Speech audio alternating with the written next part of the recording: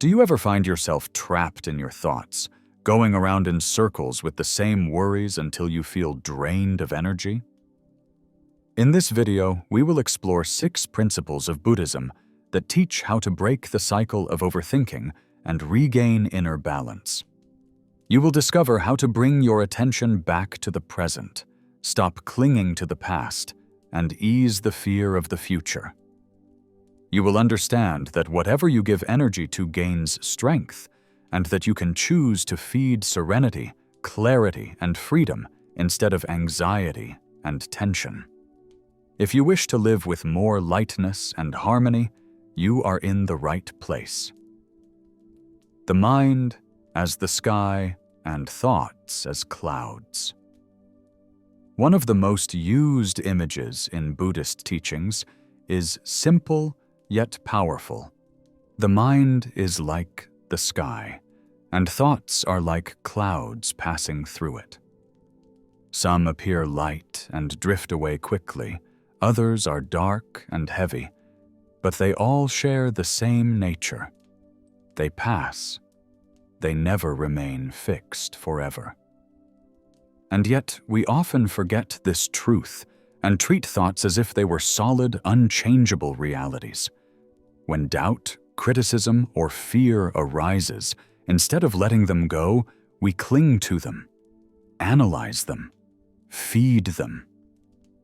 Thus, what would have been a temporary passage turns into a mental storm that feels endless. This is precisely where overthinking is born, from confusing the natural flow of the mind with something we must hold on to. Learning to observe thoughts as simple clouds radically changes our relationship with the mind. There is no need to fight or chase anything away. It is enough to remember that every thought has a short life if we don't feed it. The sky remains. The clouds pass. You are the sky, not the clouds. This awareness is the first step to freeing yourself from the prison of thoughts and finding peace again. Letting go of the past, freeing yourself from guilt and regrets. One of the main reasons that drives the mind to endlessly ruminate is the past. We drag along unspoken words, wrong decisions, missed opportunities. We relive these episodes like a movie that never ends, and each time the pain seems to be reborn anew. Thus, guilt and regret become invisible companions that follow us everywhere, like shadows stretching endlessly. Guilt arises from the thought of having caused harm, of not having been good enough, of having disappointed others or ourselves. Regret, instead, whispers, "If I had chosen differently, my life would be better now." Both of these emotions feed on repetition. The more we mentally revisit what happened, the more we give energy to a past that no longer exists, until it becomes a prison that suffocates the present. We often believe that feeling guilty or regretful makes us better people, as if punishing ourselves could somehow correct what has already been done. But the truth is, the past doesn't change, no matter how much we replay it in our mind. The only thing that gets consumed is the energy we could dedicate to today. It's like continuing to pay a bill that has already been settled. Buddhism invites us to a different attitude, to look at the past with compassion, not with condemnation. If we have made mistakes, we can ask ourselves, what have I learned? How can I act differently now? Once the lesson is understood, it makes no sense to keep reproaching ourselves. In this way, guilt becomes responsibility, and regret turns into wisdom. Forgiveness also plays a central role, especially toward ourselves. For many, it is easier to forgive others than to forgive themselves. But as long as we carry the weight of our mistakes, we prevent our lives from renewing. Forgiveness does not mean forgetting or erasing what happened. It means stopping carrying it as an eternal burden. It means recognizing, yes, it happened, but I choose to live without punishing myself further. Each time the mind returns to the past, we can decide not to feed that story anymore. With practice, guilt and regret lose their power. Memories remain, but they become lighter, like distant photographs. In this regained space, a new energy blossoms, that of the present. This is where life happens. Not yesterday, not tomorrow. And when we finally free ourselves from the weight of the past, we discover something surprising. Lightness is not a dream, but a daily choice. Every time we stop feeding guilt and regret, we give ourselves freedom, authenticity, and peace. Do not fear the future, breaking the cycle of anticipatory anxiety. Much of the anxiety we experience is not about what is happening, but about what we imagine might happen. The mind builds scenarios, predicts problems, anticipates failures. It's like living twice, once in hypothesis and once, perhaps, in reality. But most of the time, what we fear does not happen, and yet we have already paid the price of suffering. This mechanism is called anticipatory anxiety. It is the mind's strategy to feel in control, creating endless forecasts. On the surface, it seems useful. We think that imagining every possible obstacle will make us ready, but the effect is the opposite. We don't become more prepared. We only become more exhausted, tense, and vulnerable. It's like running a daily marathon inside our head. So when the real moment arrives, we are already drained of energy. Buddhism reminds us that the future does not exist yet. What exists are only our thoughts about the future. And if we feed them, they end up generating anxiety that distances us from the present. Life unfolds here, now, but we often remain trapped in endless hypotheses. The first step to breaking this mechanism is to recognize it. Every time the mind starts with what if and but, try to bring it back to what is truly happening in this moment. Ask yourself, am I safe right now? In most cases, the answer is yes. You are sitting, breathing. There is no real threat. The body, however, is already on alert as if it were in danger.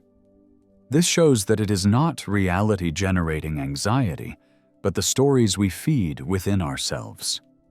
Here, too, the breath becomes a precious tool. Inhaling and exhaling calmly is like telling the body, there is nothing to fear. Over time, the body learns to trust. It stops reacting to every thought as if it were a concrete fact. Another fundamental step is distinguishing what depends on us from what we cannot control. Most fears concern factors beyond our reach. Other people's opinions, the course of events, unforeseen circumstances. Continuing to ruminate brings no benefit, only fatigue. But if we focus our attention on the small actions we can take, we regain strength. We cannot control everything, but we can decide how to prepare, how to act, how to respond. When we do our part, we can let go of the rest. The future will always have a margin of uncertainty. We cannot eliminate it, but we can learn to live with it without being crushed. The secret is not to give it more energy than it deserves. There is no need to live the same fear 100 times. Once is enough. And often, when the event finally comes, it is far less terrible than we had imagined. Freeing ourselves from the anxiety of the future is not a single act, but a daily practice. Every time we choose not to feed an anticipatory thought, we strengthen our inner freedom. Little by little, we discover that we don't need to know what will happen to live well. It is enough to be present to what is happening now. Attention is nourishment. What you cultivate grows. The mind can be compared to a garden, and each thought to a seed. Some seeds will blossom into flowers, others into weeds. The soil is the same, but what becomes lush depends on where you choose to direct your attention. Attention works like water and light. What receives nourishment grows. This is one of the most practical lessons of Buddhism. We cannot prevent seeds from existing, but we can decide which ones to let mature.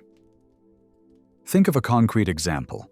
A harsh criticism lasts only a few seconds, but if you think about it for hours and keep reliving it, you are watering the seed of anger or sadness. That tiny experience becomes a tree that takes up space and puts down roots. On the contrary, if you receive a gesture of gratitude and hold it within you, mentally thanking it, that your seed of joy grows and stays with you for a long time. The problem of overthinking arises precisely from the fact that too often we nourish the wrong thoughts. Fears, comparisons, regrets, expectations. Then we are surprised if the mind seems hostile, when in reality it is nothing more than the fruit of what we have watered over and over again. The good news is that you are not condemned to this. You can stop giving energy to certain thoughts and choose to invest it elsewhere. This does not mean ignoring problems. An obstacle must be faced, but there is a difference between seeking concrete solutions and ruminating without acting. In the first case, attention is clarity. In the second, it is fuel for the fire of worry. The practice consists in noticing more often where your attention goes. How many times do you return to useless thoughts? How many times do you repeat the same sentences in your mind? Every time you notice it, you can choose. Continue to feed that seed or let it dry out. Even just asking yourself this question is like taking a little water away from the weed.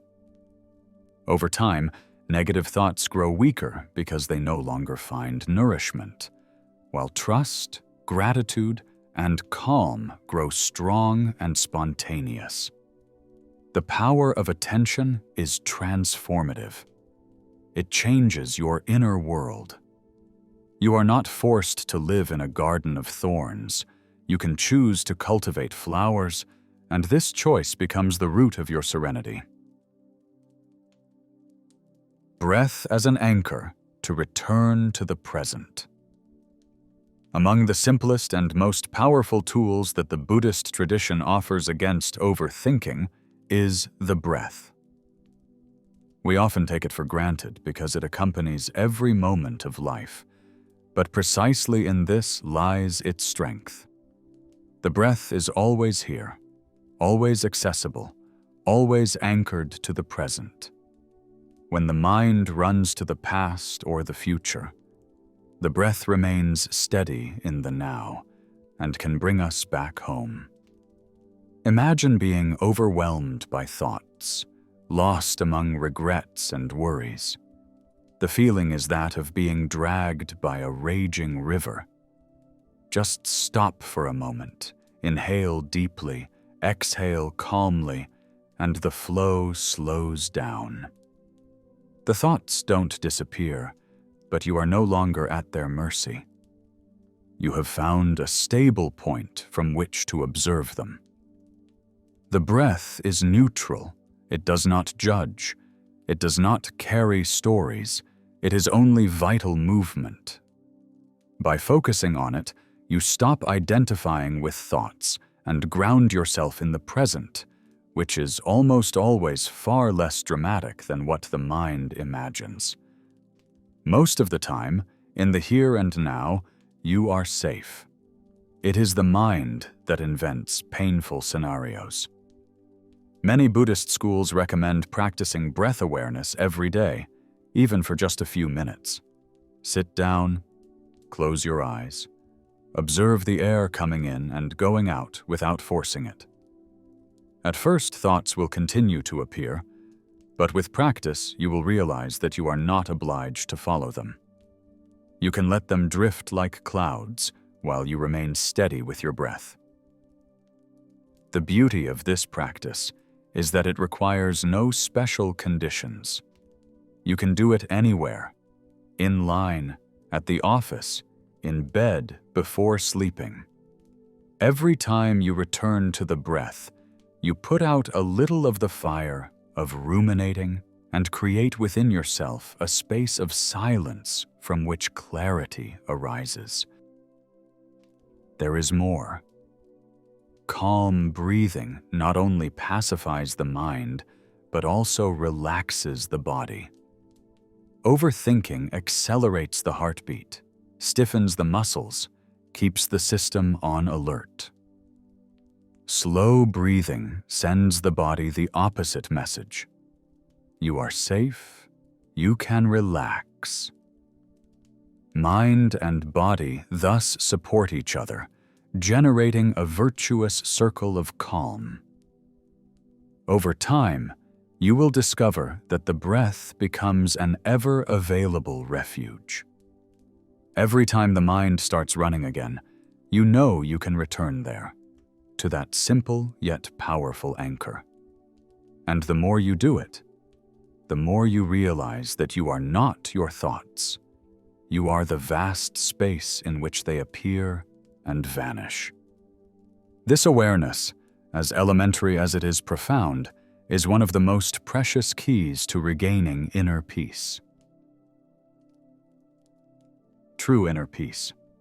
Detachment as lightness. We all desire inner peace. We imagine it as a distant goal to be conquered after many struggles, or as a reward that awaits us only when we have solved every problem. But Buddhist teachings remind us that it is not so complicated. Peace does not arise from the absence of difficulties, but from ceasing to feed what makes us suffer. The key is detachment. It does not mean giving up life, nor becoming cold or indifferent. Detachment means consciously choosing not to cling to what changes, not to waste your energy on thoughts and emotions destined to pass. It means staying present without being dragged away. Think of what happens when you carry with you every criticism, every failure, every fear of the future. It is like walking with a bag full of stones. Every day becomes heavier.